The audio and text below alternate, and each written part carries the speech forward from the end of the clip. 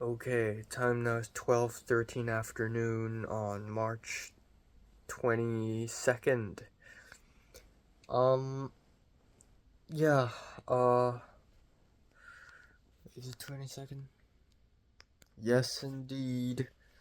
Um, yeah, goddamn, I'm tired. I slept from 4:50 to 12. Yeah, that's actually, more than 7 hours. That's actually pretty good. And it's earlier than 5 a.m., so I achieved something there. And yeah, last night was not, was okay. It was okay in terms of productivity. I was gonna watch Days of Heaven and then I started falling asleep, but I did finish Yatagarasu, the anime. I'm still not used to my new hair. That's crazy. That's crazy. Um, yeah, really, interesting new hair. Um,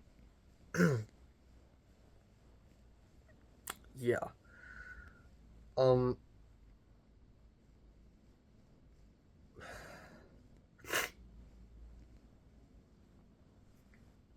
yeah, so today I'm going to the Academy Museum, but the interesting thing is we will be lining up for the most part. So Justin T wants to arrive hella early at around 3 p.m. and then we'll just line up and see if we can get the tickets to Pong Joon-ho and John Carpenter's The Thing.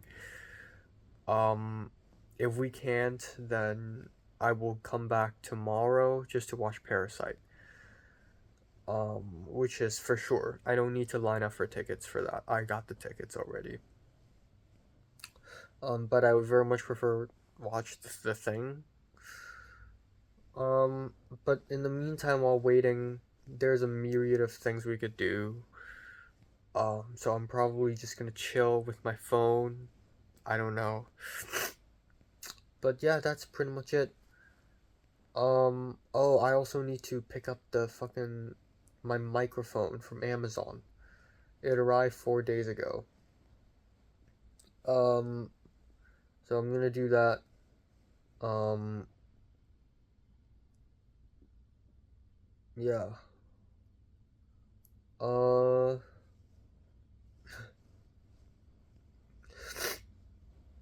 yeah, that's it. I don't really have anything else to add. Jiren is not reading my texts or anything at all. Like, she thanked me, she appreciated me, and then she forgot about me again, you know? God damn. So, yeah. Um, but yeah, hopefully I get to do Smooth Op. Hopefully I get to finish it. Um, and yeah, that's pretty much. It's crazy that tomorrow's the day where I film a scene in Smooth Op, even though it's a very simple scene. It's crazy that it's already happening. Um, yeah, and then not much else. There's more discussion in the con, not even discussion in the con WhatsApp group. Um, Sandrine was like, "Oh, this guy, his name is Justin Chong. He's gonna be here. He's gonna be the guy who will help us, and we'll have a meeting with him. So that's cool. Yeah, that's it. Nothing interesting. Nothing else to be said, really. Yeah." Okay, so time now is 3:21 p.m. I'm back at home, as you can probably tell, and fuck me in the clitoris, guys. Because things are not looking good. So today I planned to go to the Academy Museum and go to the standby line and watch The Thing with John Carpenter and Pong Joon-ho in person Q&A, which is fucking crazy. And it has to be standby line because I couldn't get the tickets. It's impossible for me to get the tickets anyways without being an Academy member. So anyways, the plan was for me and Justin T to meet up at around 2 p.m. and then we'll take a bus there together. As expected, Justin T didn't wake up in time. Justin T woke up at around 1:30. 1:30 though, which still, not the latest. So I was like, hey, you could still make it. And then later he's like, nah, I'll just Uber there. And I'm like, well, fine. Then I'll just go there myself and then you can join in later. And he's like, sure. And I realized, oh yeah, before that, I should go to the USC Village and pick up my labs, which I ordered like a whole week ago and it's delivered like 4 days ago. I have to pick it up now because I need to use it tomorrow to film the scene. So yeah, so I just walked. I walked to the USC Village and then I went to the Amazon pickup office and they don't have it. I don't have the delivery code. Like, I don't. Usually, if it's delivered to the Amazon pickup place, they would give me like a QR code or something. I don't have it. So they're like, well, we can't find it. How about you ask FedEx? So I walked over to FedEx office, and they don't have it either. And then I walked back to Amazon office. I left my phone number and my name and everything, and they said, okay, come back tonight or tomorrow morning, and we'll give you an update. So, fuck yes. I love it when packages go missing. Of course, out of all the fucking packages, this one has to go missing. Of course. I literally need to use it tomorrow, and you're telling me it's not available. Because it's gone fucking missing. It vaporized into thin air. That's fucking fantastic. Exactly what I wanted. That according to my master plan. So it's not the end of the world. Maybe it'll show up by the end of tonight. Maybe it'll show up next morning. If it shows up next morning, I can still probably grab it and then go film Jim Lau. Yeah, so there's that. There's that. So it's not the end of the world.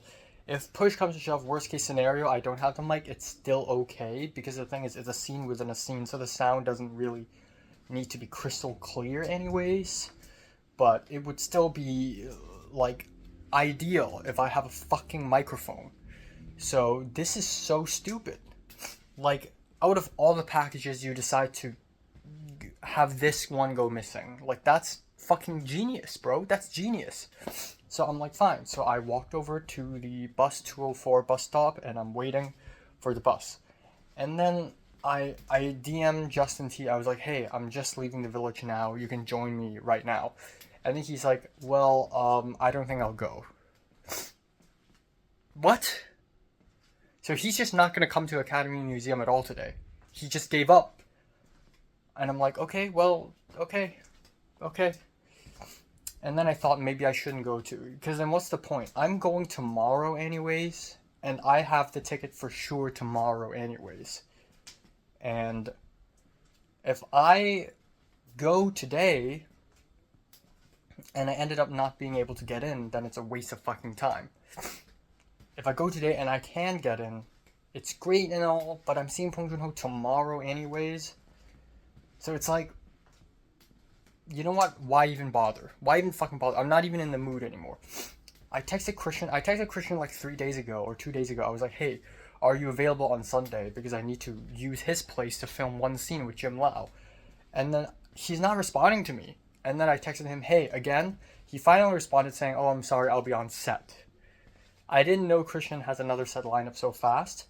And then I DM'd Glenn, because a whole month ago I asked him if he would like to cameo in my short. And I said, hey, again. And he's like, no, I'm sorry. I'm in Spokane, Washington for a job right now. And I'm like, congrats for the job. So, like, literally everyone's saying no to me. Like, nothing's fucking working. The microphone's not working. I'm not going to Academy Museum. Glenn isn't showing up for my short film. I still don't have a fucking place. Everything's falling apart. And now I want to cancel my short film. Like, I genuinely cannot do this. Like, everything's fucking falling apart. Nothing's working out. I don't have enough actors. I don't have the locations.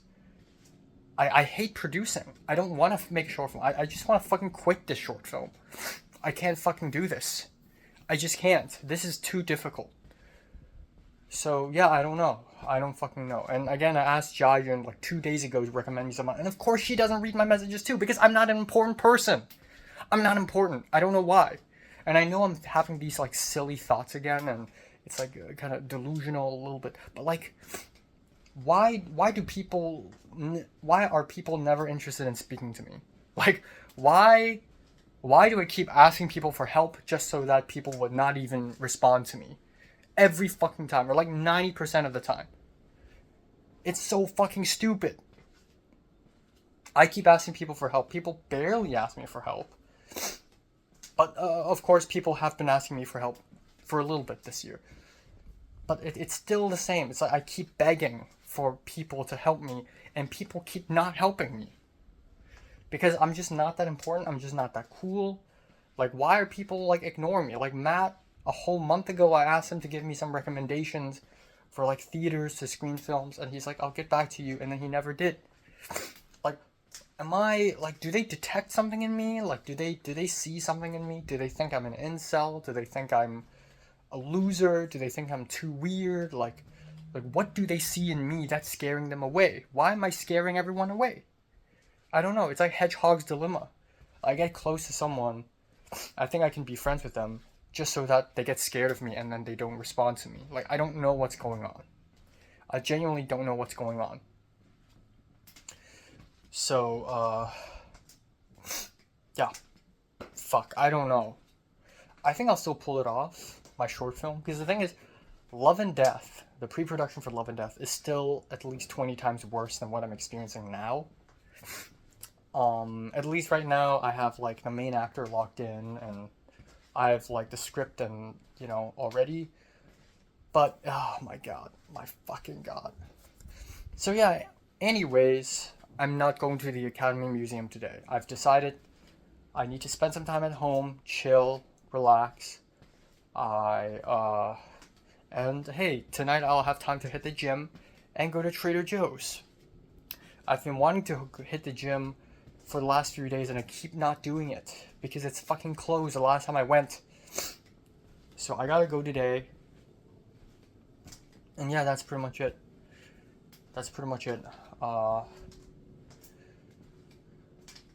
So yeah, I'm not going. I'm going tomorrow anyways, And I'm saving myself an Uber fee, potentially.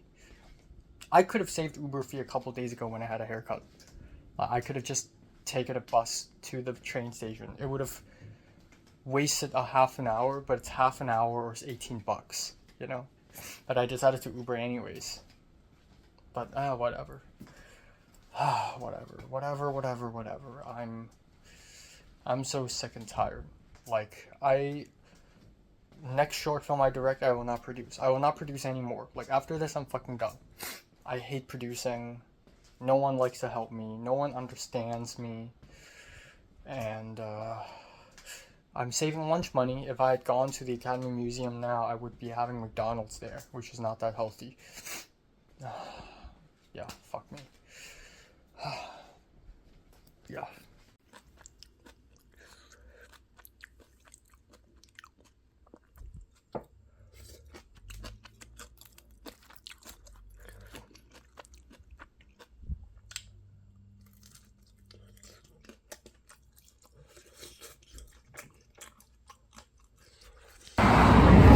Fuck off, bro.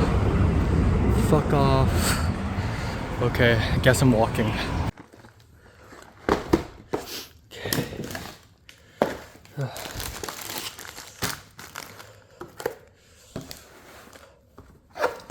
Lactose free. New sauce. Mushrooms. Potatoes. Okay. Time now is 9:08 p.m. Yeah. Wow, my voice is so deep. It's crazy. I think it's a sore throat that's making my voice deep. Yeah, I think that's probably it. But, yeah. So I went back home and I had a really nice Korean lunch, which is, kimchi dumplings and Korean pancake one from Trader Joe's, the other two from H Mart, and it's really nice. Um, and then I was just chilling, and then at around 5:30, I was like, oh yeah, I want to go to the gym. And then I checked the operation hours and I realized that on Saturdays it closes at 7 p.m. So I'm like, fuck, I guess I gotta go now. So I went at 5:30. I went. I missed the bus. I almost caught it, but I missed it.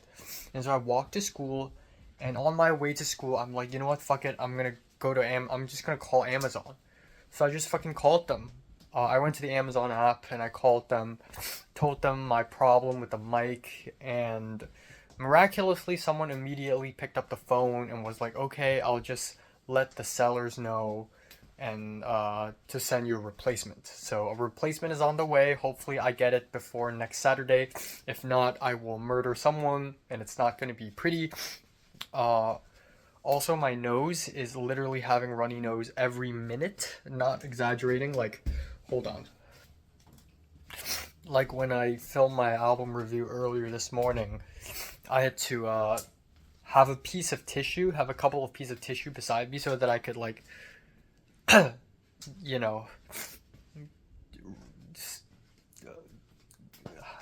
what the fuck, secrete, like, so that I could sneeze into it. And then when I went to the gym, I had to go to the bathroom and grab some paper towels and put in my pocket so that after every single set, I grab a tissue and you know, I, I just do this. So literally every minute or two, more runny nose comes out. I don't think I've ever experienced so much runny nose in my entire life. Like, it's just constant. It just doesn't stop. It's just again and again and again and again. On brighter news, I think my sore throat is healing. So that's great. But now we have this runny nose, which is just ruining everything. Uh, so yeah, everything's kind of upsetting today because nothing's working out. But I think smooth operator is still possible. You know, smooth operator is still definitely possible. It's also kind of funny that I had a haircut a couple days ago, and or yesterday, and I don't think anyone's gonna know that I had a haircut aside from my roommates um, until Monday. So even tomorrow, of course, I'm seeing somebody tomorrow, like Jim Lau, but that's it. So yeah, uh, I'm not excited to go back to school. Not gonna lie, I'm really not that excited about it. Um, so yeah, I went to the gym and I tried to do lateral raises with a 10-pound dumbbell. I did 4 sets, each set 8. I thought it was fine. It was a bit heavy, but I was able to lift. I could do it. And also, like, I was wearing a short sleeve shirt today, and oh my god, I almost forgot how skinny I am because I haven't worn a short sleeve shirt in such a long time. I don't know how, but like I looked at myself in the mirror and I'm like, wow, that's a fucking problem. And that's crazy because like last summer I was wearing a short sleeve shirt, but I didn't really care, but now I really care. I'm like, this is not okay. My neck is really long, my shoulders are not wide enough, and the issue isn't my neck. The issue is my torso. It's not tall enough, and it's not wide enough. It's not big enough in general. Like my chest isn't big enough. My rib cage isn't big enough in general. So it feels like my neck is long when it is in fact this should be higher. So I did lateral raises. I did 4 sets, and I'm like, that's not good enough. My shoulders are not hurting. I need to make my shoulders bigger and stronger, right? So I went to the back, and surprisingly today, gym, not a lot of people showed up. So I went to the back and I grabbed 15-pound dumbbells, and I tried to raise it, and holy fucking shit, such a big difference. 10-pound was kind of easy. 15 is impossible. It was so hard. I went up like 45 degrees maybe, and that's it. My left arm is worse than my right arm. Like my right arm is significantly better, but even so, like raising all the way was so difficult. And so I tried to just I tried to like raise forward and then have my left hand support my right hand. It feels like my right hand is going rogue and I have to use my left hand to stop it. That's how it feels. But my right hand is trying to raise it and it's not strong enough and I need to use my left hand to support it. And it's still so tough. Like my hands start turning red, like veins start to pop off, and I was like shaking. And then I'm like, okay, this fucked. And I tried the left hand and it's even worse. And I tried to like raise it to the side like this and I was like, ah, and my whole face turned red. But like that's what I asked for, you know? When I go to the gym, of course I do things like with sets and numbers, but like I want to hurt. I want to feel pain because no pain, no gain. And also like it's not hardcore enough. If it's not hardcore enough, it doesn't feel right for me. I have to like go to extreme lengths. So like I really pushed myself today with the lateral raises, with the 15-pound dumbbell, and it's only 15. Like when I was walking away, I see people raising 30 pounds, 40 pounds, and I'm like going on a fucking 15-pound dumbbell. Like I'm going insane over a child's dumbbell. So yeah, I tried it and I was like, ah, and I dropped the dumbbell and it smacked onto the floor. And I was like half raging, half tired. So I kicked the other dumbbell, and the other dumbbell was like so strong that it ended up hurting my toe. Thank God I didn't kick too hard. Um, but yeah, and then I tried both hands again, and it was so difficult. So difficult. I just smacked the dumbbell on the floor. But I'm low key glad that I'm pushing myself. I think I have to push myself. And also, I'm living out my own short film, Smooth Operator. So, yeah, so that's that. And then I did the top down pull, and again, it's at 55 pounds, and I'm like, this isn't tough enough. So for the last set, I did 70 pounds, and it was kind of tough. And then I did the low row. Surprisingly, no one's on that. And I did it for 55 pounds, 4 sets, boom, done, I'm out. 6:50 p.m. I'm gone. I went to the Amazon Center just to double check. They still don't have my package. And then I went to Trader Joe's, bought a bunch of food, and then free lift back home. Okay, oh my god, my nose. So, yeah, during gym, I also did some planning for Smooth Operator. Jesus Christ, I hate producing. Like, I will kill myself before I have to produce another short film. Because I feel like a fucking beggar, just begging for people for help. So, a few things are happening simultaneously. One is I talk to Glenn. It almost feels like I'm emotionally blackmailing him. I told him I just want to give up with the short film. Like, I genuinely can't do it. And then I asked him, oh, by the way, do you know any fratty white guys? Because Glenn is in a frat. Of course he knows a lot of fratty white guys. So I was like, do you know any fratty white guys? And then he's like, okay, I mean, I can ask around. And then Glenn asked me, okay, so I have this one dude and he's interested. And, but he's only free on the 30th and the 29th night. And I'm like, you know what? That's kind of great. That works. And so that was a huge relief because if it weren't for Glenn, the only other dude who's auditioning for that role is this guy from Reddit, and he's like a Reddit mod. Like he looks like a Reddit mod and has a beard and stuff, even though he's a theater student apparently. I may ask him to be an extra, I don't know, but yeah.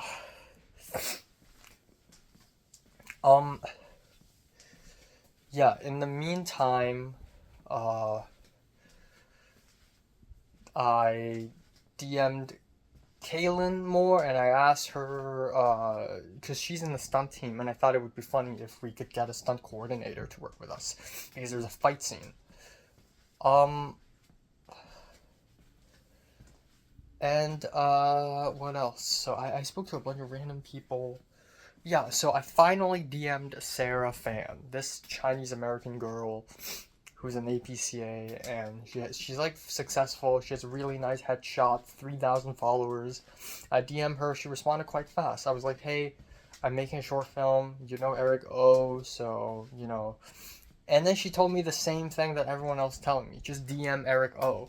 And I'm like, I DM'd him a couple of times and he never reads them. And then Sarah Fan just now was like, oh, you know what? You should pay him because I don't think he does this kind of stuff for free anyways. So I'm like, dang, I don't want to pay anyone. Especially if Eric O is just going to do one scene as opposed to other people doing way more scenes and risking way more. So I'm not going to pay Eric O. So yeah, Eric O, if he still doesn't read my DMs, I give up. I'm just gonna ask someone to impersonate him. If he does, that's great. We'll see. We'll figure it out. So that's for casting, right? And I think it's so crazy that, you know, even if I have, like, the 3 leads locked in, the guy playing Matthew, Zach, and Sophia, there are also other extras, like the Eric O impersonator, but also the other supporting guy, and like just extras in general. So I really need them. And then there's the locations. So tomorrow, originally I wanted Jim Lau to go over to Troy East and go to Christian R's apartment and then film there. Just a simple scene. Christian R is going to be on set. So Justin T. But Justin T is going to the Academy Museum to watch Okja. So at the end, I'm like, you know what? I'm just gonna do it in my apartment. In fact, it's smart to do it in my apartment because,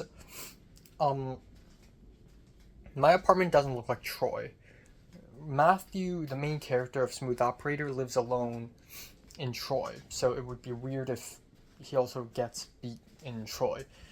So I just told Jim Lau, just come to my place. So I'm seeing him tomorrow. I'm filming that scene.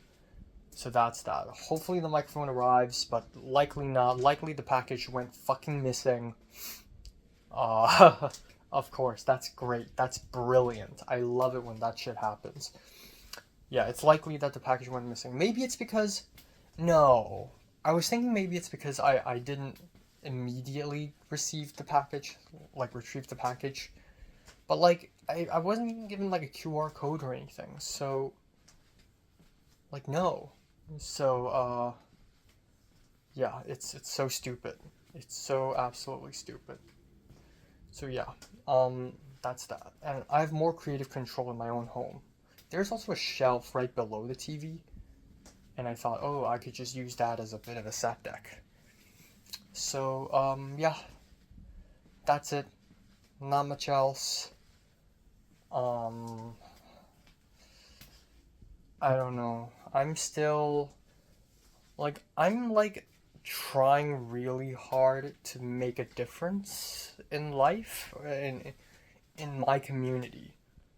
And by that I mean I try to have a voice. I try to make films. I try to participate in things. I try to join films, you know, join clubs and be involved.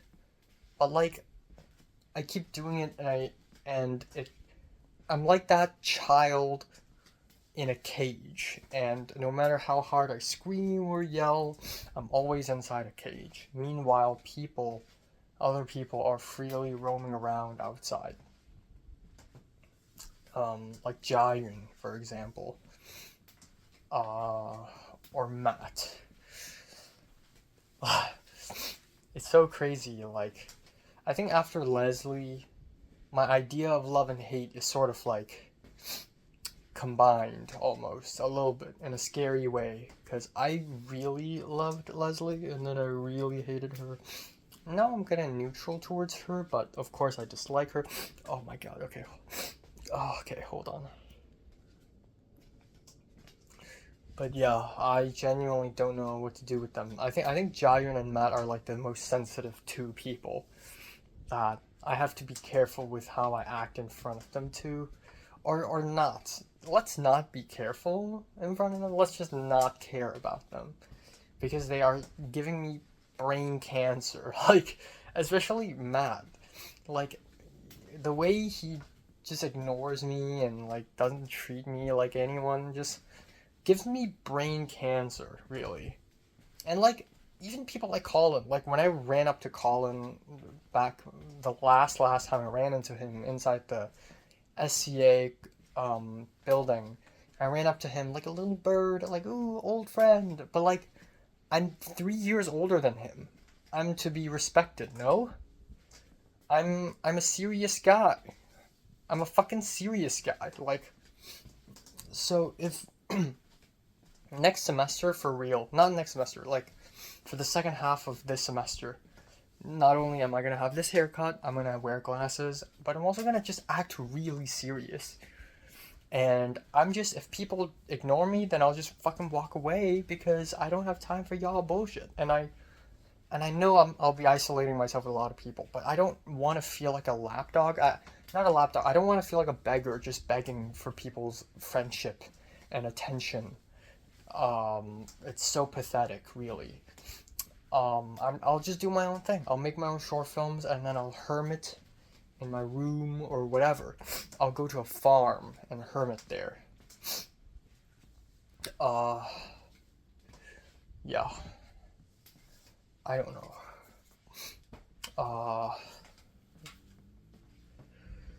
yeah, but low key smooth operator though. Like as much as I want to give up constantly, I can't because I looked at my script again this afternoon after I came home. I was really discouraged. Okay, hold on. I was really discouraged. I wanted to give up making short films. Not forever, but like at least this one. And then I watched the trailer to The World Is Not Enough. And I watched The World Is Not Enough, and I'm like, God damn, that's so good. I should keep going. I should keep pushing. Like filmmaking is tough. Maybe it's just me. Maybe it's just because I'm built this way. Whenever I direct something, I'm carving a chunk of flesh. I'm plucking it out of my body, and I'm giving it to you. Just for some other people, directing is just fun. Oh, I'll put a camera here, yippee, you, aha, and then I'll make a short film. Easy. For me, it's not. For me, I take it really seriously, and I'm literally plucking things out of my soul and laying it all out in front of an audience. And so, for me, directing isn't even mostly about art or craft. Directing is an art form, and directing is a craft. It's a very artistic thing. You need to have a sense of it, and it's also very technical. You need to know how cameras work, set dressing, you need to know the schedules, the sound. But I think most importantly, directing is psychological. It's like, it's a constant battle between, no, I shouldn't show this part of myself, and yes, I should show it, and no, I shouldn't show it, and yes, I should show it. I watched The World Is Not Enough on my own, like on my laptop, just an MP4 file, really, and I watched it, and I'm like, fuck, that's so good. And I've never been this satisfied with my own short film. Every single cut felt so meaningful for me. Like every single shot just feels so like overflowing with life. And I'm just like, yeah, it's okay if no one else gets it. I'm so happy I made this, and I will not change a thing. I mean, I will change a thing when I make the extended version, but if somebody goes up to me and say, oh, this is weird and slow and confusing, I don't care. Because this to me is perfect. Yeah, it's just so... Goddamn, how did I make that? It's like the same thing with Love and Death. It's like after I finished Love and Death, I looked at my own short film, I'm like, goddamn, how did I make this? Like, it's a miracle that this even exists. So, yeah, so yeah, smooth operator. I looked at my script, I looked at my shot list, and I realized how crazy it is. There's a masturbation scene, there's a fight scene, there's a scene where the main character gags on food, there's a scene where the main character sees his dad beat him, there's multiple scenes aiming towards USC, like critiquing USC. This film, within 9 pages, I've packed the most violent and sexual and just upsetting things I've written so far. Well, not counting the scripts I've written, like Violent Femmes. That shit is really, like, fucked up. But still, this is worth it, perhaps. I was talking to Glenn, and I was like, I've written some crazy stuff in the script, and I may get into trouble. And Glenn's like, what did you write about? And I'm like, oh, well, it's like a critique against USC, its culture, but also toxic masculinity. And Glenn was like, wow, I'm interested. This seems crazy. And so, you know what? No bars holding me back. No bars holding me back. I will deliver. I will commit to it. And I will make the most vile, upsetting thing ever. And I hope everyone sees it. Because this is the cinematic equivalent, the cinematic manifestation of my anger, I think. And also, I think a lot of these short films reflect how I feel the semester before. So I think Remain in Light and Smooth Operator is very much a product of round 4, really. Or the first half of round 5. And round 4, actually, yes. The World Is Not Enough is more about home, and then Objects in the Mirror, don't want to talk about that. Film 33, the documentary, is definitely about round 3, and then round 2 leads to Love and Death, round 1 leads to Cloud Busting. Yeah, so, yeah, I'm gonna have some chicken wings, and some Caesar salad, and some pasta now. Oh, okay, time now is 12:50 afternoon on March 23rd. I slept from 5 a.m. to 11:30. I actually woke up naturally at around 10:30. Don't know how, but I did fall back asleep for a bit and then woke up again at 11:30. And then I had a stomach ache, so I just went to the bathroom and now I'm here. Goddamn. The running nose, the coughing, it's getting worse, but my sore throat is getting better, so at least there's that. That's great news, but yeah. Also, it's the end of spring break. Today is the last day of the 10-day long spring break. 10 days is a lot, actually, come to realize. But, I feel like a lot has happened during this spring break. Not a lot happened, but also a lot happened. I went to 2 film sets, worked for another one, I had a couple of adventures, but I also spent a lot of time just chilling at home. Last night was actually pretty productive. Surprisingly, maybe it's because I didn't really have much to do yesterday, so I decided to do a lot. But I actually did edit the video essay a little bit. I filmed and edited an album review. I finished a film and watched another half an episode of TV. I did do quite a bit yesterday, which is great. So today's plan is at 3 p.m.-ish, Jim Lau is going to come to my place, and we're going to film pickup shots for my short film. And I say pickup because pickup is usually after the principal photography, but now I guess this is the best time to do it. And then immediately afterwards, I will be zooming over to the Academy Museum to watch Parasite in 4K with Bong Joon-ho showing up in person, which is incredibly exciting considering that he is one of my top 5 filmmakers of all times. So, yeah, that's pretty much it. Yeah, Jian is not responding to me at all. I don't know if she's doing this because she's too busy or if she's doing this because she's deliberately avoiding me. I genuinely don't know.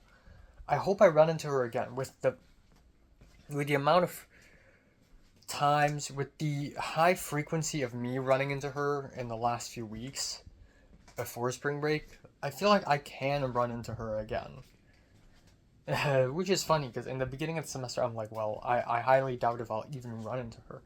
So we'll see. Maybe I'll run into her and I'll give her, I'll talk to her for a bit. But, yeah. Um, not much else really. I'm excited to I'm excited to receive my Criterions. I'm buying too much Blu-rays, but then again, it's just, I just have to, because they're going out of print and stuff. They keep going out of print. So I rearranged my bookshelf a bit last night. I also, excited for Con again. Don't know what the deal is, but I look forward to the conference meeting that we're gonna have next week. And, good news is for tomorrow's CTPO 290, we don't need to premiere our Project A's, which means I do actually have 1 week to edit this. I actually do. So, oh, actually I don't. Because no, I'm stupid. I don't have a week to edit this. Because I'm filming on the 29th and 30th. The screening is April 1st, which is fucking insane. So I'm gonna have to ask for an extension. Yep. But yeah, Smooth Operator. Honestly, if I can't find an Eric O impersonator, I don't have to until very late, because the character doesn't really have to appear anyways.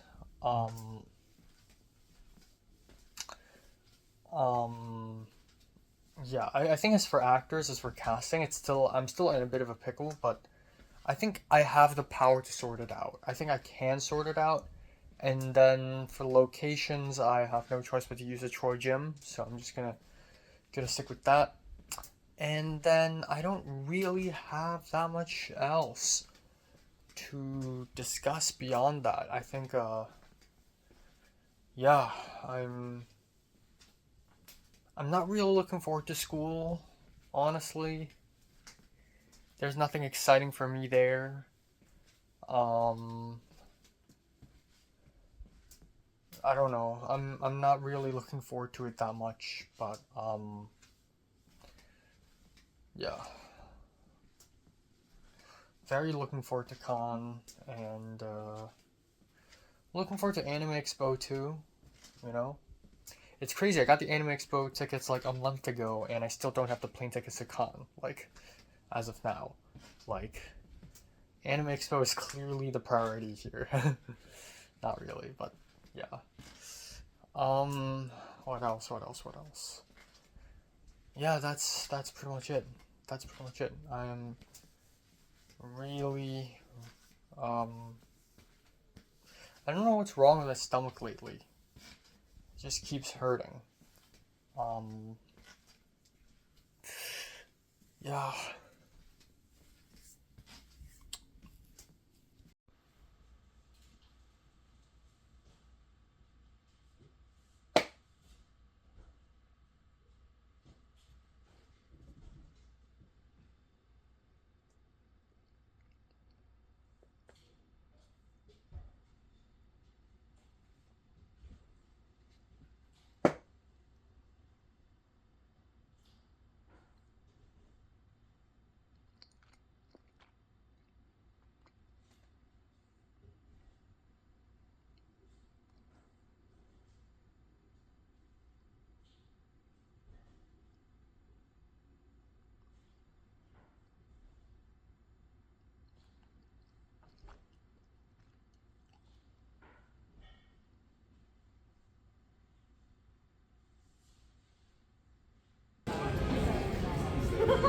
Bro, they got the standby line for Parasite. This is hilarious. I got the ticket already.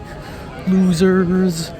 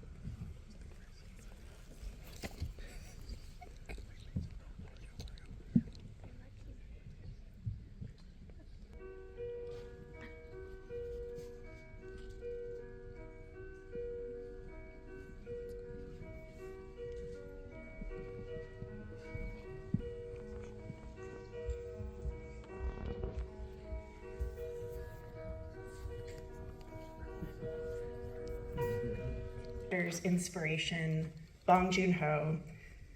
The exhibition, the first of its kind, dedicated to the internationally acclaimed award-winning film director.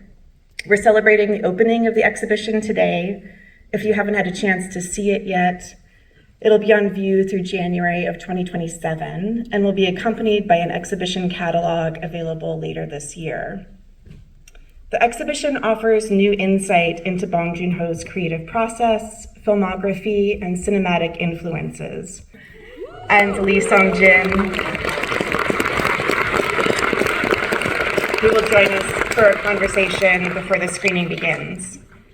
Three-time Emmy and Golden Globe Award winner Lee Sung-jin is the creator, executive producer, writer, and director of the acclaimed and award-winning Netflix series Beef. And Lee Sung-jin.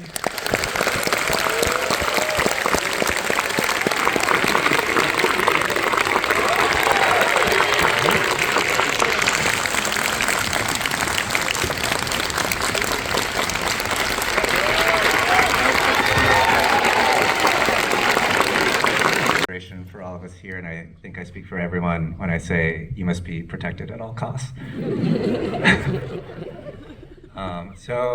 I wanted to take this time to just kind of dive into your creative process. And I was curious, I recently read that there's an action horror movie that you've been thinking about your whole life in terms of, it's set in a subway, you've been wanting to do it for many years.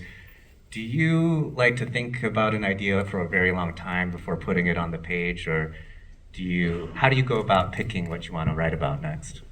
뭐 작품마다 조금씩 다른데 이 기생충 같은 경우 한 2013년부터 조금씩 머릿속에 맴도는 거를 이제 키워나간 거고요. So it's a bit different for every film. In terms of Parasite, I first got the idea in 2013, and the idea just roamed in my head for a long time. 지금 현재 또한 베이비가 한 4개, 5 정도. And right now I have about 4 or 5 babies. Not here, but yeah. Sorry. Can you tell us a little bit about any of the babies, or? 예, 지금 애니메이션 작업을 하고 있어요. 여기 와서도 이제 숙소에서 그 애니메이션 팀의 조 감독이 하나 따라와서 저한테 계속 일을 시키고 있는데요. 그 바닷속 깊은 생물 귀여운 하려고 애를 쓰는 막 그런 애들이에요. So they live in the deep, dark, lonely sea, and once or twice a year, a Nat Geo submersible will come down, try to capture them on camera, and they're just desperate to make the cut and show off their best performance. 이거 그냥 도입부 한 2분만 말씀드린 거고요. That's just like the first 2 minutes of the film. Coming soon.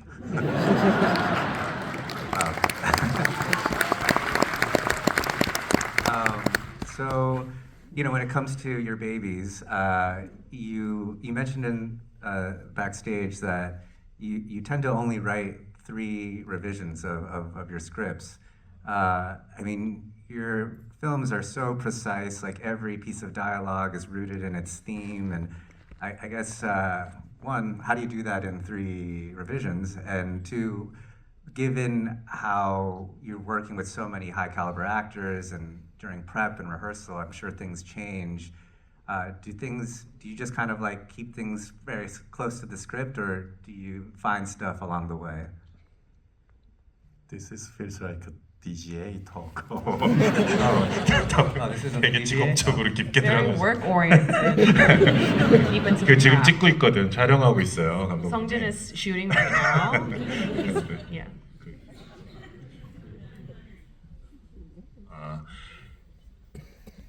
그 일부러 그렇게 뭐 정해놓은거나 그런 거 아닌데 자연스럽게 하다 보니까 항상 퍼스트 드래프트, 세컨 항상 3번 드래프트로 이제 프리 프로덕션이 들어가게 되더라고요.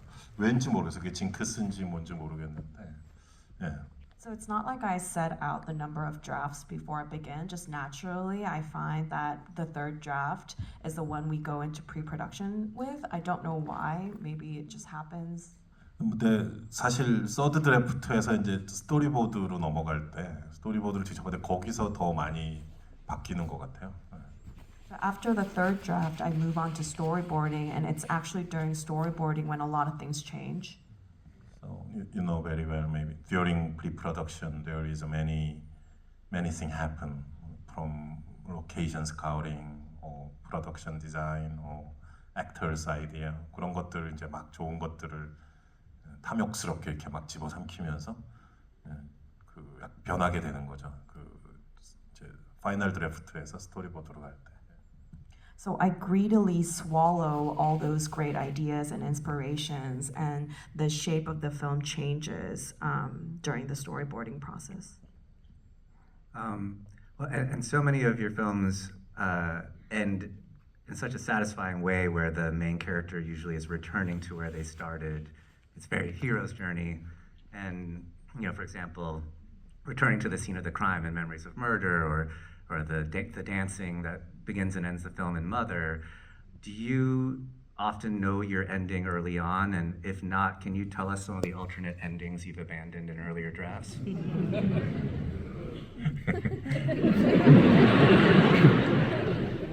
WGA 토크 세션. 그 얘기했던 마더 그다음에 패러사이트가 이제 그랬던 경우인 것 같고요. 살인의 촉.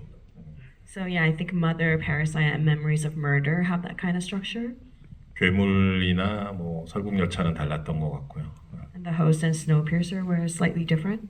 옥자도 그 고난의 긴 여정을 거쳐서 다시 그 산골로 돌아오는 얘기인 것 같고요.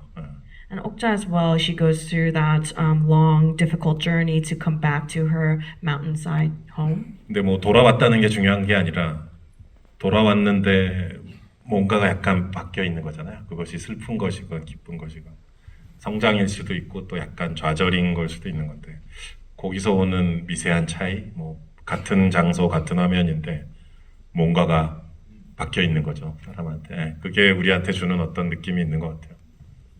So it's not that they return that's important, it's that they've returned but something has slightly changed, whether that's a happy change or a sad change, growth or despair.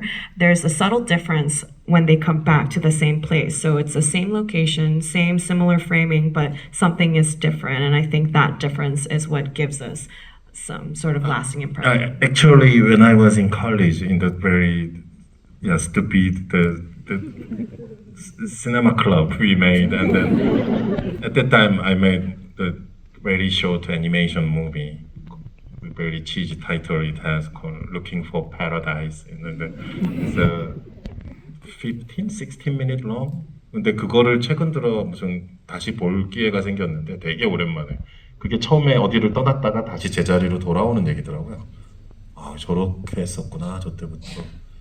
되게 한 30몇 년 전에 있었던 일인데.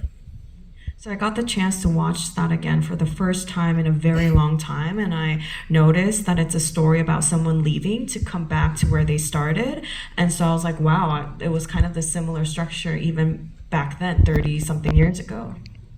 And then that structure, I mean, you know, Joseph Campbell speaks about it in Hero's Journey, and there's so many different, you know, you buy a screenwriting book and talk about 3-act structure and how to, you know, it's a very similar shape. Did you just sort of intuitively find that on your own?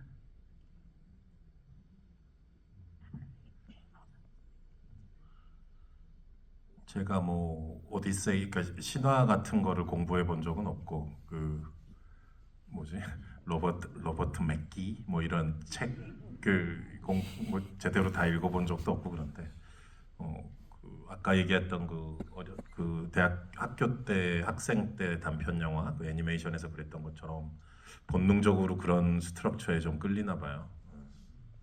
It's not like I studied mythology like the Odyssey or like studied those screenwriting books by like Robert McKee, but I guess, you know, looking back on the short film that I made as a student, I'm just instinctively drawn to structures like that. And in terms of your English language films, you know, when you decide to write them, you know, between Snowpiercer, Okja, and Mickey 17, they all have a sci-fi element.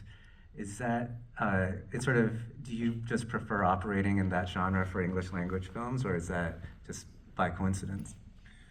우연일 수도 있지만 제 모국어가 아닌 언어로 했을 때 사이파이가 좀 더 저를 안심시키는 것 같아요. 그리고 좀 더 만화적인 사이파이를 하고 싶은 충동 같은 거를 외국어로 찍을 때 많이 해소하는 것 같은데요.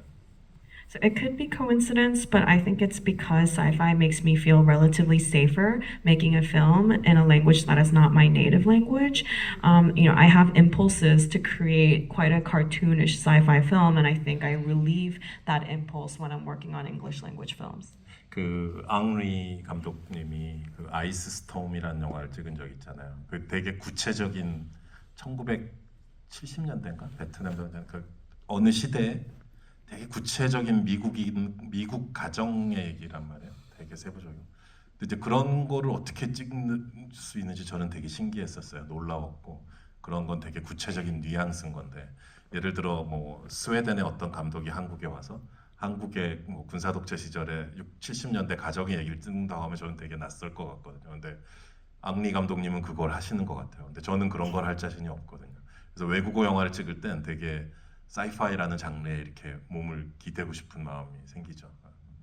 So Ang Lee did a film called The Ice Storm, and it's a very specific story set in the 1970s around the Vietnam War about a very specific American family. And when I watched it, I was like, how did he do that? Because to tell such a specific cultural story, you need to know the specific nuances of that time. If a director from Sweden comes to Korea and tries to make a film about a Korean family in the 70s under a military dictatorship, it would feel quite strange to see his version of it. And so I don't understand how Ang Lee managed to do it. I don't feel like I'm confident enough to pull that off. When I'm making a film in a foreign language, I like to rely on the genre of sci-fi. Are there any sci-fi films for you, kind of as a university student, that you went to often for inspiration, or are there kind of like a top 3 sci-fi films that you just revisit over and over again? The Thing, yesterday.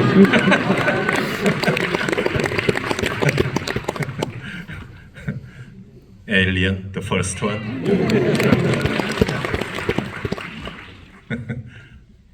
세컨 원 좋아해요? 두 번째 거 좋아해요? Do you like the second one? 네. 세컨 원 재밌죠. Yes, all right. 그리고 이건 약간 길티 플레저인데 길티까지는 아니고 This is kind of a guilty pleasure movie. 피치 블랙이라고 알아요? Pitch 피치 Black. 블랙.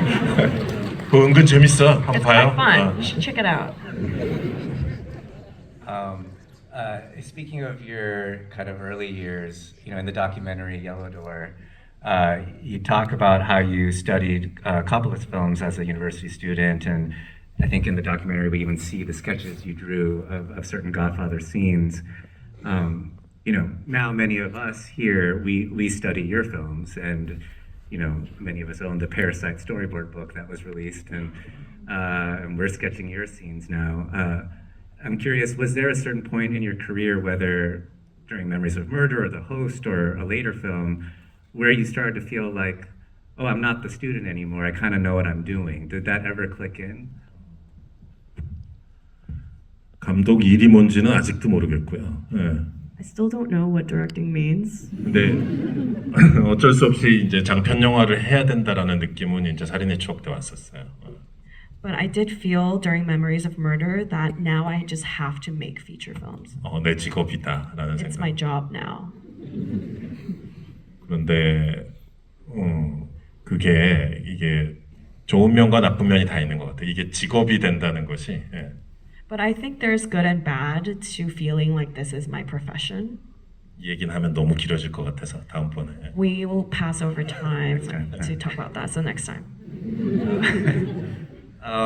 Well, I think one thing so many of us study when it comes to your films is your camera work and your blocking. It's just, it's the best that ever was. And, so many of your scenes have an ensemble of characters in one scene. And as a director, you have to think about there's all these different axes you have to cover an eyeline. 저기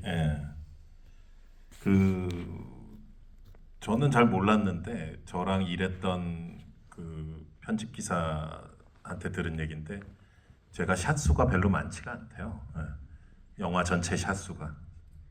So I didn't realize this. I only realized it until an editor told me that I actually don't have that many shots in my films. 그 일반적인 컷 수가 뭐 2,000샷이 넘어가는 영화들도 많고 뭐 그런데 저는 대부분 1,000샷이거나 1,000샷 아래예요. 그러니까 뭐 마더 같은 건 600 몇십 샷이고 뭐 기생충도 900 어느 정도. 그다음에 뭐 괴물도 사이파이도이기도 하고 액션도 있지만 800 몇십 샷 정도. 그러니까 샷을 적게 나누는 편이거든요. So there are films that have more than 2,000 shots, but generally my films have around 1,000 or less.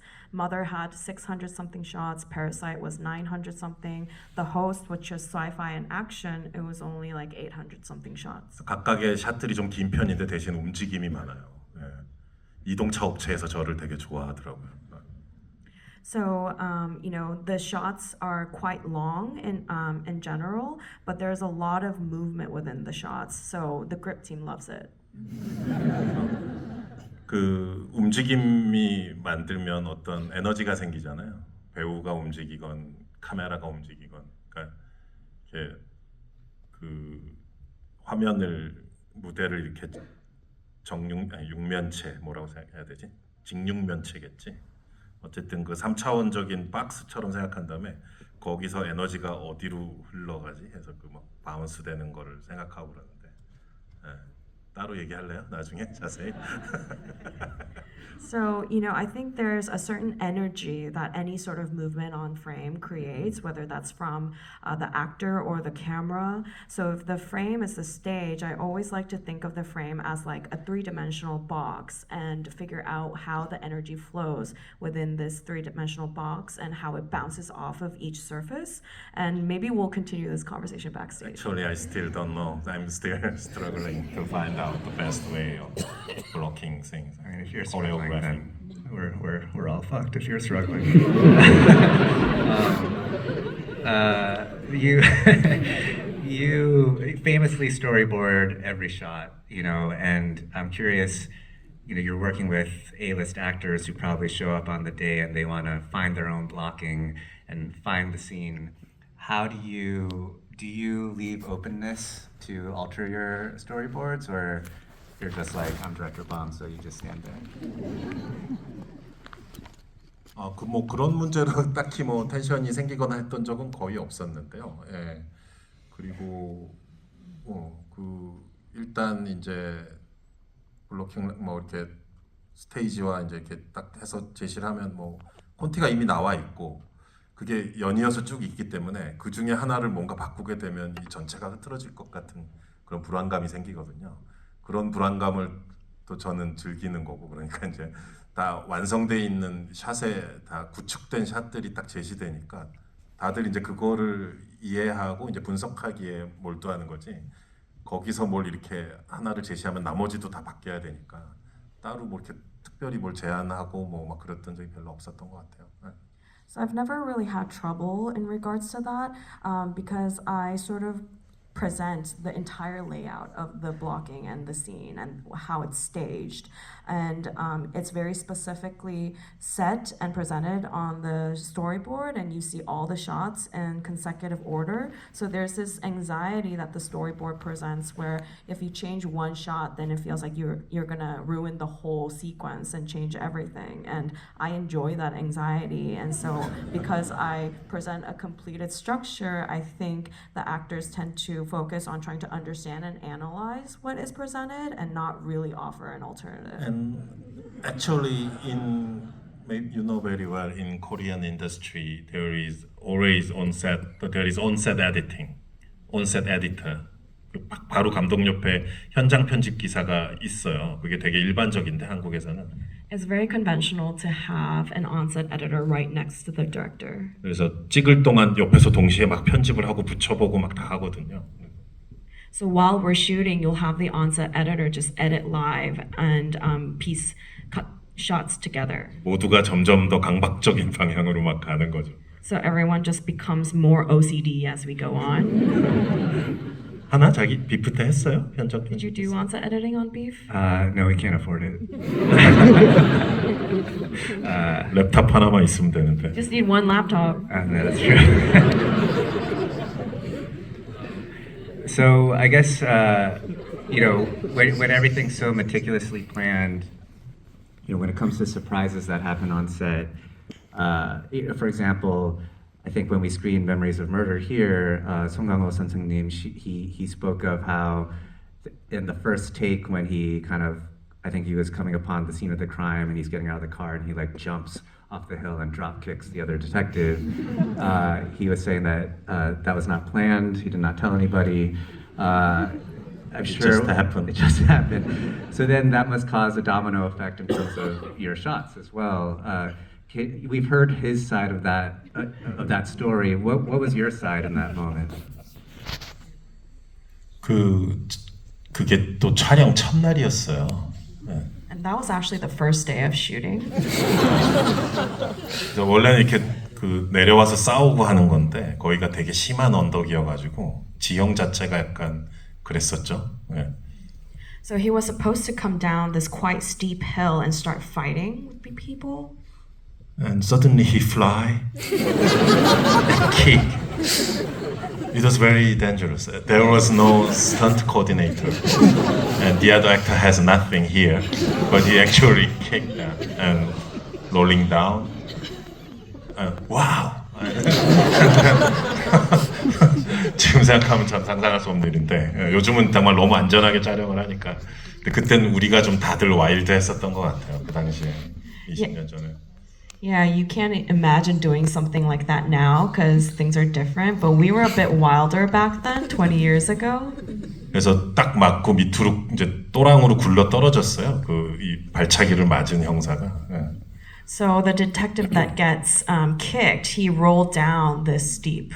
But I didn't shout cut, and also my cinematographer very surprised but very naturally followed. And the focus puller, he very naturally, it all happened. So just after the kick, it was actually documentary footage. And then 잡아서 이렇게 끌고 올라가는데 And then he pulls him up and drags him back up. 원래는 이제 이렇게 잡는 거였는데 Originally, he was supposed to grab the collar, 머리카락을 잡아. but he grabbed the hair and yanked it off. 그리고 끌어 올라갈 때 이제 끌려 올라갈 때 컷하면 그 다음 샷과 되게 자연스럽게 붙일 수 있거든요. So if we cut when he's being pulled up, we can naturally connect it to the next shot. At that moment, I shout cut, and immediately I shout okay, it's done. And then all the other crew members were very shocked. And 뭐야 이거? What? 어떻게 된 거지? What happened just now? 그래서 저랑 촬영 감독이랑 이제 송강호 배우는 야 뭔가 나온 것 같다고 했는데 이 발차기를 맞은 배우가 약간 김상경 씨가 약간 트라우마타이즈드 된. Yeah, so the DP and Song Kang-ho and I were like, wow, we got something here. But then the actor who got kicked, he was just, slightly traumatized by the experience. 회복되는데 한 몇 주 걸렸죠. 그 트라우마에서. 예. It took him a couple weeks to recover from the trauma of it all. And obviously you've worked with Song Kang-ho 선생님 multiple films now, over 4 movies. Could you talk to us about how your relationship with him as an actor and also as just a friend has changed and grown over time? 그 연극 무대에서 출발한 사람이고 뭐랄까 본인의 어떤 뭐라 해야 되지? 작품을 해석하는 관점이라고 해야 될지? 이 영화는 어떤 영화고 여기서 나는 어떻게 해야겠다라는 자신의 어떤 해석 내지 관점이 있죠. Song Kang-ho started in theater, and he has his own unique perspective in interpreting films. He understands what this film is and what his role is in that big puzzle piece. 그런 단단한 해석이 바탕이 깔려 있기 때문에 어떤 특유의 그 애들립 임프로바이즈를 했을 때도 그것도 임프로바이즈를 했는데 오히려 시나리오에 있는 것처럼 느껴지고 반대로 시나리오에 제가 쓴 대사를 할 때도 반대로 또 아주 마치 즉흥 대사를 한 것처럼 생생하게 느껴지고 그 경계를 지워버리는 것 같아요. So, because he's working off of such a solid foundation of his own interpretation, even when he improvises, it actually feels like it's a line that was written in the script. And the other way around, he'll do a line that I wrote in the script, and it will just feel so alive and spontaneous. So, he really blurs the boundaries between the two.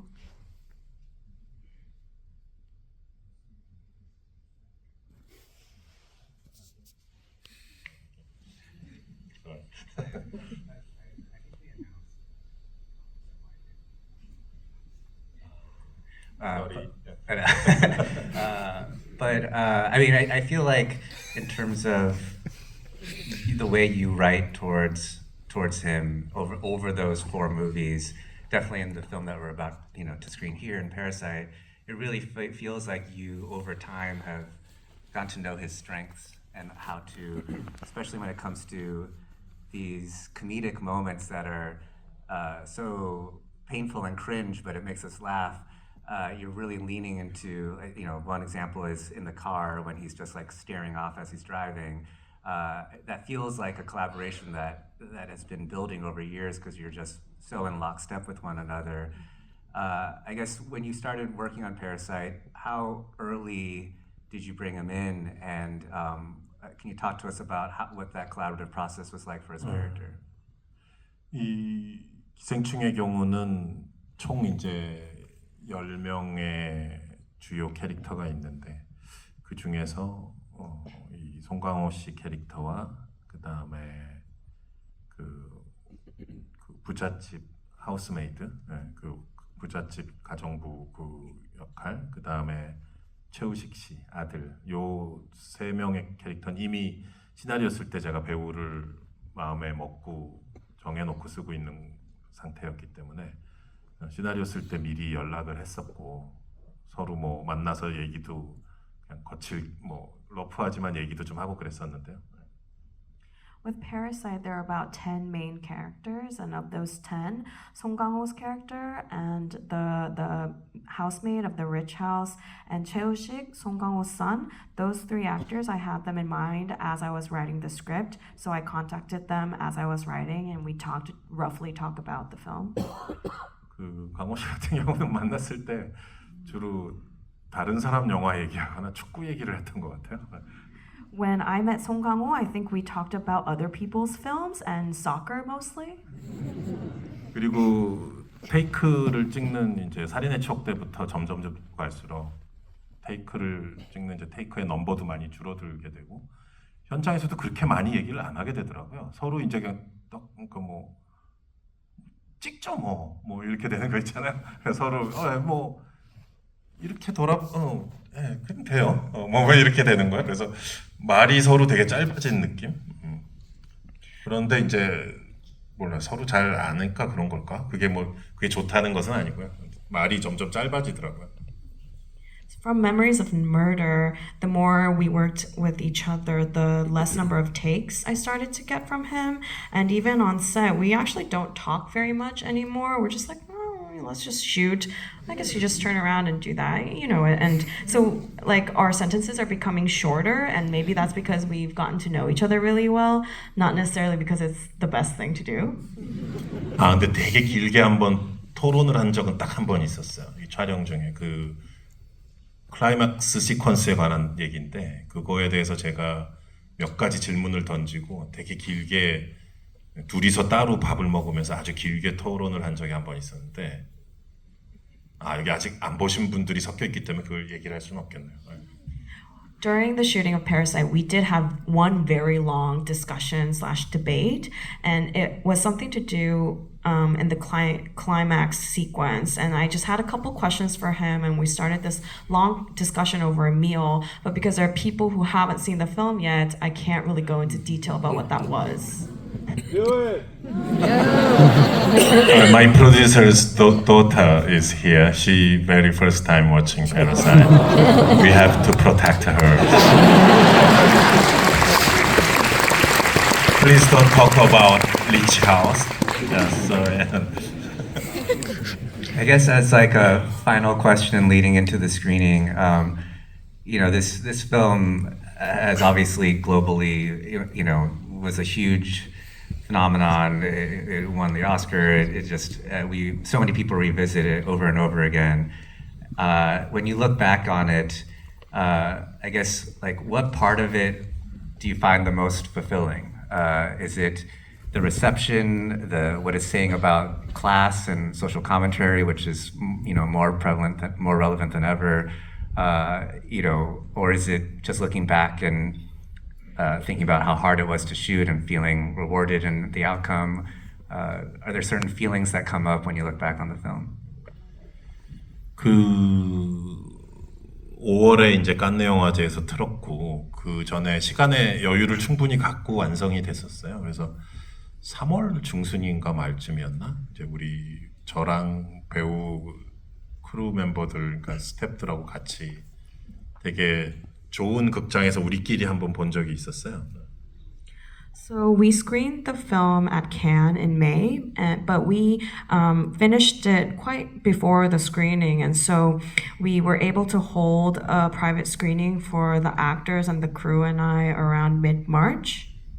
근데 보고 나서 다들 그냥 조용했어요. 조용하고 담담한 마음으로 극장을 걸어왔었고 그날 되게 마음이 평화로웠던 것 같아요. 그리고 그 이후에 벌어질 일들에 대해서 무슨 칸느에서도 그렇고 여기 오스카이리까지 그 이후에 벌어질 일들에 대해서는 전혀 아무런 상상을 못했었고 그냥 평화롭게 그때 밥을 먹고 헤어진 그날의 어떤 편안한 기분 같은 거. 예. And it was a very good theater, but after the screening, everyone was, just quiet and calm, and we all walked out of the theater together. And I just remember feeling very peaceful, and no one imagined all the things would happen, the Cannes and the Oscars. We didn't imagine any of that to happen, and we just, grabbed a meal together, very relaxed and very peacefully, and I just remember that night. I think we're running out of time, but from all of us, thank you so much for your films and all that you do, and we just, cannot wait to see your animated film next. 감사합니다. Thank you. Enjoy the movie.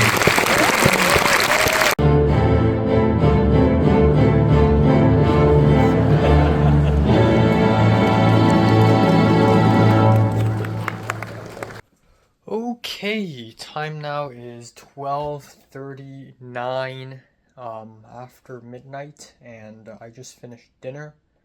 I'm feeling full. Not really. I never feel full these days. I'm struggling. And I am actually I'm actually gonna reserve a room at the library first before I start embarking on this video.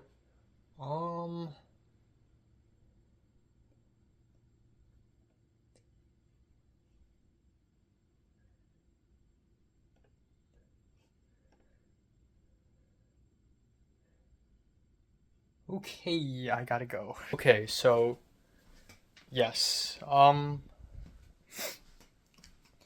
So today is pretty interesting. It's the last day of spring break, and it is a pretty good conclusion. I have to say today's not a bad day. I wouldn't say it's an explosively great day, but it's not bad. It's not too bad. In fact, it's quite good. You know what? I'll say it's a good day. I'll write it down on my best worst days list. I'll say it's a good day. Now, yes, a couple of days. In fact, yesterday I was really desolate. I was in despair. But I think I got my hopes up a little better today. It's crazy because I had a nightmare this morning where it's very fucked up. But in my dream, I dreamed that Christian R disappeared. And then a little bit later, me and a bunch of other people, like college students maybe, we were at a park, this very big park that has no end, and then we found a dead body hanging from a noose, so it's a suicide, and I thought it's Christian R. It's really fucked up. And then I woke up and I hear like alarm sounds like dan dan dan, and I thought my phone is going crazy, and then I kind of fell back asleep, and I woke up again and I realized it's impossible that my phone would ever make that kind of noise, and I'm thinking maybe it's a car alarm. I don't know. Started off a bit weird, but also I think I have some kind of stomach issue because I keep getting stomach aches. But I the morning was nice. I get a little nervous because today I have to film the one flashback scene for Smooth Operator, and I got a little nervous, like, ooh, so today's like day one of the shoot. But I don't have to be, because it's just that one shot, and it's actually really chill. And so I had enough time in the morning to film an anime review, and then at 2:45, Jim Lau is here. So, I also had lactose-free milk, and it's actually pretty good. It actually just tastes like milk. I shouldn't have ordered like almond milk coffee the other day, but lactose-free milk was actually not bad. It's actually kind of sweet. I'm like, you know what, this is not bad. I could live off of this. But it's so crazy that I'm slowly becoming more and more lactose intolerant. Anyways, I digress. So at 2:45 p.m., Jim Lau came. And he's just right outside. He's just literally not even outside the gate. He's just outside the apartment door. And I open the door and there he is. And he's talking to some stranger. Like asking, like, small talk. And I'm like, wow, you're here. I haven't seen him in like a year, but like, this is the 4th year I'm in LA. Every single year I see him once. It's so funny. Like, July 2022, I met him to film Cloud Busting for one day. And then in July, or I think August 2023, I saw him for a couple of days for Neither Donkey Nor Horse. And then in 2024, I saw him briefly when me and Michelle went to Michelle's friend Lauren's play, and then this year I saw him again. So every single year I see him once. So anyways, he came into my apartment, and it's really weird. I don't really usually bring guests here. Who? Oh, that's Ethan Kwan. Okay.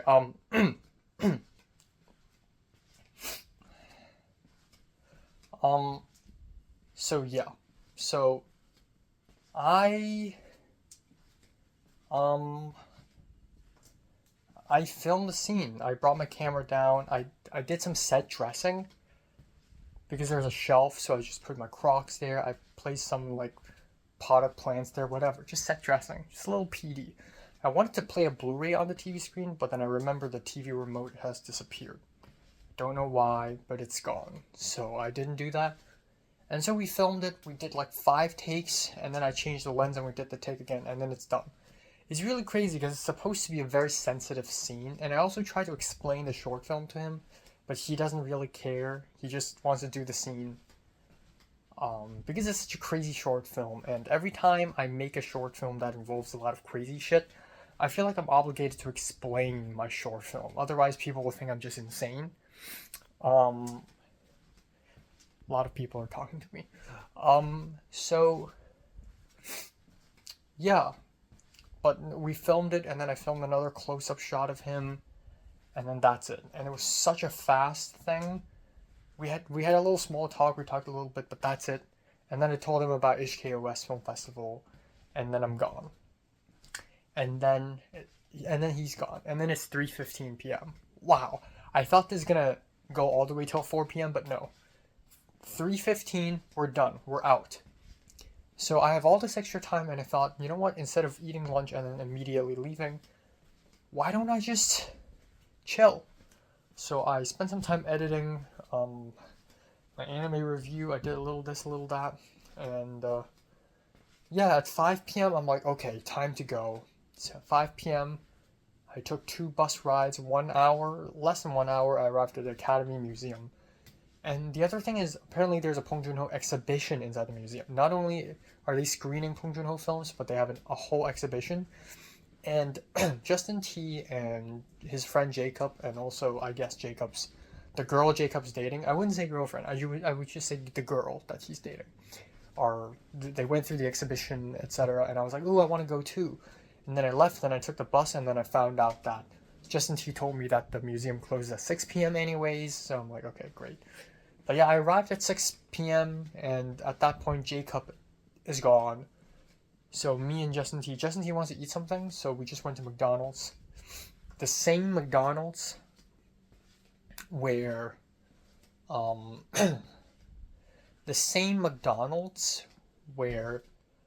Leslie asked me about my sexuality and Cliff was there. Like 2.5 years ago. Goddamn, time flies, man. Goddamn. But yeah, we were there and I ordered a small strawberry shake and small fries. And that's it. I was hungry, but also I don't want to waste too much food. I don't want to waste too much money because I plan to have breakfast, lunch, dinner all at home today. But I decided to spend a little bit.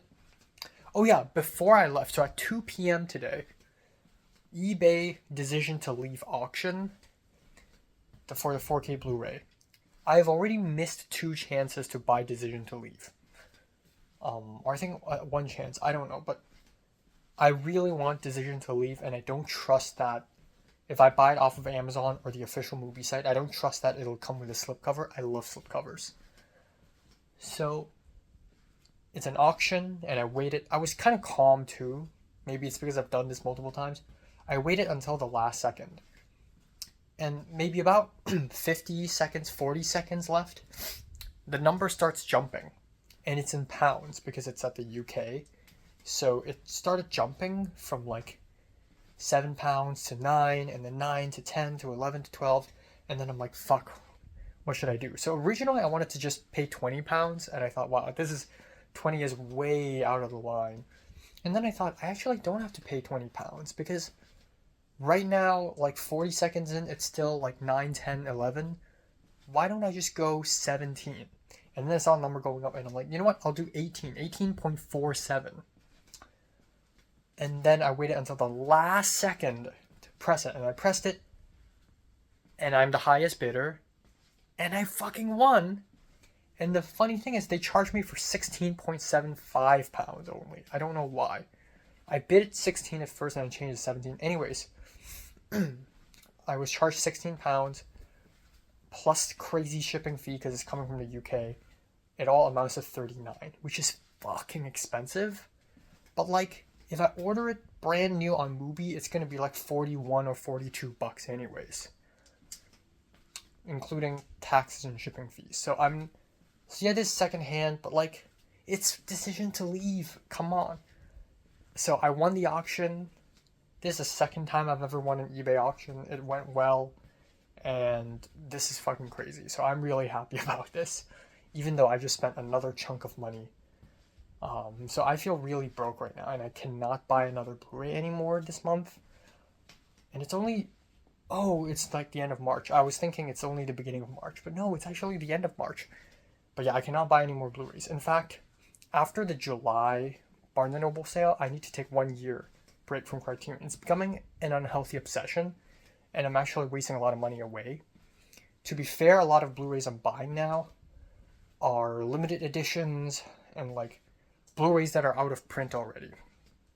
So I'm going to eBay, but like I already have like maybe 70% of the long list of Hong Kong films and films in general of Blu-rays that I want to get. I have like 70% of them. So I think the rest of this year and next year I'll be spending less. But after the July sale, I'll take a break. I won't buy any Criterions for maybe a year. And that's okay. I gotta start saving money for real. But yeah, Jesus Christ. But yeah, I'm so happy. So, anyways, Academy Museum, Justin T decided to go to the standby line to see if he can go into standby and ask to get in to Parasite. And then I It was like 6:55. I just walked in, and the entire theater is already filled like 40%, and I sit at the side-ish. So it's crazy. People are coming in very early. And I waited and waited and waited. And Justin T was like, help, my line is not moving. My line is not moving. And it started moving at the very last minute at 7:29 p.m. And by then, the theater's already like 96% filled. And then the event started. And then Justin T finally got the ticket. And he came in. And he actually made it. It's a miracle. But he had to sit. He also sat near me, but like way more to the side. So he already saw Okja with Q&A with Pong Joon-ho and Stephen Young. Today I got to see Pong Joon-ho, translator Sharon Che, and also Lee Sung-min, who is the writer-director of Beef. Also, when I arrived at Academy Museum at first at around 6 p.m., I saw Sharon Che, the translator, talking with two other women on a table outside. And I guess maybe it's because there's not a lot of people and I don't know. And she's just not that famous, but like it's just her and she's just talking, which is great. Celebrities are humans too. She's not even a celebrity. She's not supposed to be, but that she became really well known. But I just thought it's really funny. But yeah, anyways. The Q&A started first before the screening. And it's great. It's hilarious. I learned a lot. And I'm just like, man, this is my number 5 favorite filmmaker ever. And in my top 5, 3 of them have passed away already. So this is probably as good as it could get, unless I see Wong Kar-wai. And I'm just there like thinking, damn, I've done it. Like, wow, this is happening. And it's also really crazy that I saw Song Kang-ho. So, yeah. Really crazy stuff. So yeah, the Q&A is over and then we watch a film and I thought I would be very tired of it because I've seen it a couple times already, but no. I watched every single scene and they all hooked me in and they all blew my mind. And then we called an Uber and we left. And it's 27 point something bucks. I paid 14 and I thought it's fair. It's fair. And then I came home. I'm super hungry. I just had dinner. That's it. So a pretty nice day. I made film. I watched film. You know? I am an aspiring filmmaker and then I traveled to Hollywood to see one of my favorite filmmakers. It's an economy. So that's great. A few other things. One is my runny nose is getting better, but now I'm coughing.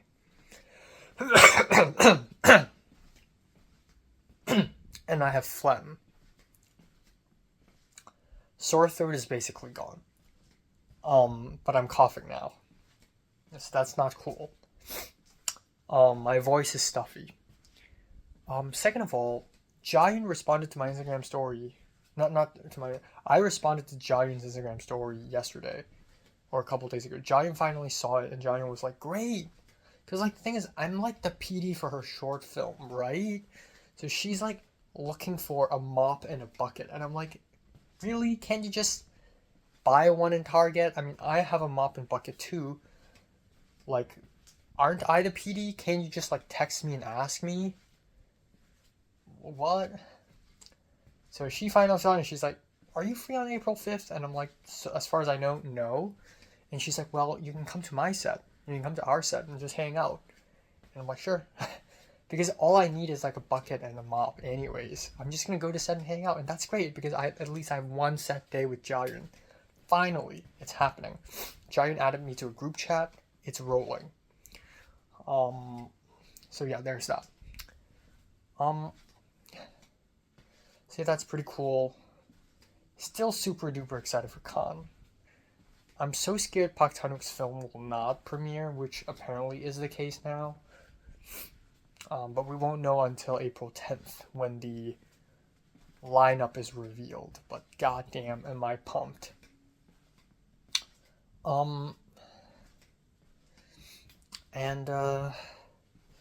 Yeah, you know what? It's not a bad day. Not bad.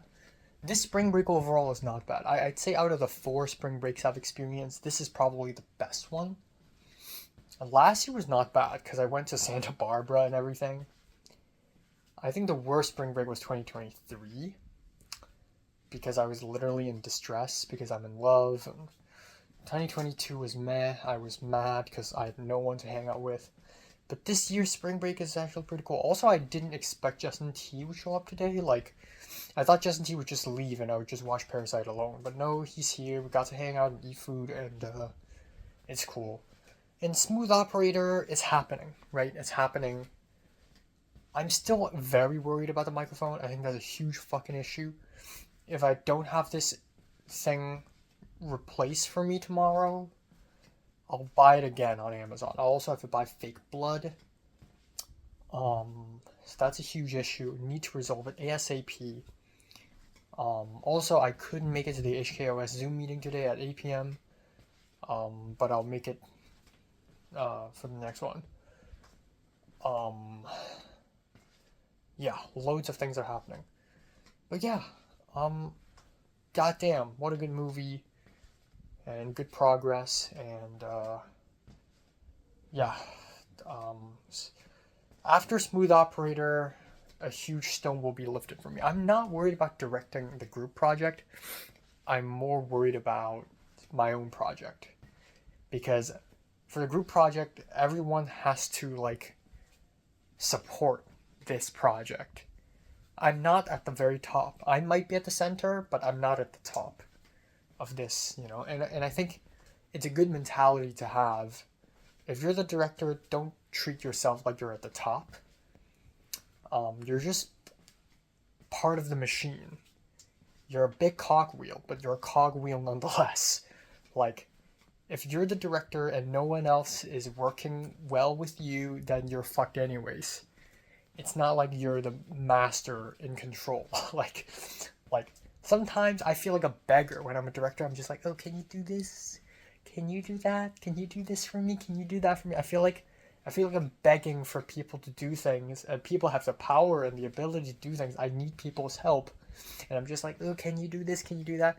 Like, being a director is just like asking for people for help. So yeah, but yeah, Smooth Operator, and then after that I'm done. I'm done with 2025. It's only March, but I'm done. Yeah. And then we'll see. This hair is rocking. This hair is kind of rocking. I also DM'd Naja and asked her to finish the sound for me. So hopefully that's on the way. But yeah, this hair is rocking. I'm liking it. But I'm scared that it's gonna like puff up and look weird by the time we get to Cams Fest, and then I'm just gonna look like a lollipop. So yeah, pretty good.